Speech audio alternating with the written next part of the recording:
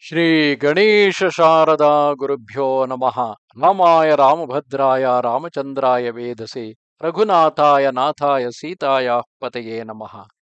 Welcome to all for this session on Ramayana to chapter 103 of Ayodhya Kanda.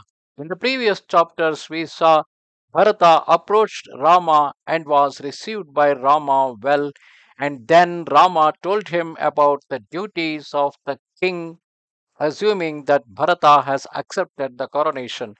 But then later, Bharata told his disinterest towards the royal activities and then are to become a king. And then he surrendered the kingdom to Rama and requested Rama to come to the Ayodhya and get coronated. And he also told him about the death of the king Dasharatha, and that sent Rama deep into the sorrows. And later, Rama performed all the required rituals for the deceased king. And then, in the meantime, while they were resting, the rest of the people also approached Rama. Sri Vasista, preceded by the widowed queens of King Dasharatha, proceeding towards Sri Rama's hermitage, beheld the slow moving Mandakini and the holy place frequented by Rama. Afflicted with grief, Queen Kausalya wept and then said to Sumitra and the other queens, "Oh, see, here is the place where the defenseless Rama, Lakshmana, and Sita, deprived by Kaikeyi of their kingdom, came come to bath. O Sumitra, here meseems your son Lakshmana unwaveringly brings water for my son. Though engaged in this menial service, a kind office performed for an elder brother is an honorable act. Though the carrying of water is a humble occupation, when Sri Ramachandra, persuaded by Bharata, returns to the capital, then your son, worthy of every comfort, will abandon these laborious duties. Queen Kausalya of large eyes now perceived the funeral cake offered by Sri Rama in memory of his father. She beheld how the sorrow stricken Rama had laid the floorball on the ground in his great father's remembrance, and she then addressed the widows of the departed king, saying, "See how this has been offered by Raghava in memory of the great king of the house of Ikshvaku.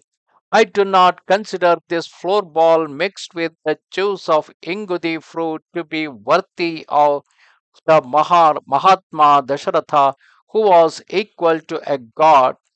How should the sovereign of the earth, enclosed between the four seas, find this cake of Ingudi pulp acceptable? Nothing is more painful to me than this, that the illustrious Rama should offer this paltry floor ball to his deceased father. Why does my heart not break into thousand fragments seeing this poor offering? It is a common saying among men that the food eaten by a man is the food of his god and his ancestors. The consorts of king consoled the chief queen, and proceeding onwards reached the hermitage, where they beheld Sri Rama seated like a god descended from heaven. Seeing Sri Rama withdrawn from every pleasure, they were deeply distressed and wept bitterly. Sri Rama, the devotee of truth, rose up and touched the feet of his mothers, and the large eyed queen, with their tender hands, took the dust from his feet. Sri Lakshmana, distressed to see their grief, offered salutations to them with deep affection, and they, wiping the dust from the feet of Sri Rama, manifested the same love to Prince Lakshmana, since he too was the king of Dasharatha. Actually, it should have been wiping the dust from the back of Sri Rama, because as mother, they are not supposed to touch his feet. Maybe a small mistake there. So they actually wiped the dust from the back of Sri Rama. Sita, also full of grief, her eyes suffused with tears, stood before the queen, touching their feet. Kausalya, embracing Sri Sita, who was emaciated through the privation of her exile, addressed her as a mother, or as a mother addresses her daughter, and said, "Alas, alas, the daughter of King Vidya, the daughter in law of King Dasharatha, and the consort of Sri Ramachandra, has undergone great privation in the forest. O Janaki, I burn with fire of grief when I behold your countenance scorched by the sun like the faded crimson water lilies, or good gold defiled with dust, or the moon obscured by clouds. I am being consumed by the pain arising from this, like a piece of wood slowly consumed by fire. While Queen Kausalya was thus lamenting, Sri Ramachandra approached the holy Vasista and touched his lotus feet. Having touched the feet of the great ascetic, who was as resplendent as fire, like Indra offering salutations to the feet of Brihaspati, Sri Rama sat down near him. Then the pious Bharata, accompanied by his counselors, the chief people of the city, and his generals, approached Sri Rama and occupied a lower seat. Actually, he must have sat behind Sri Rama.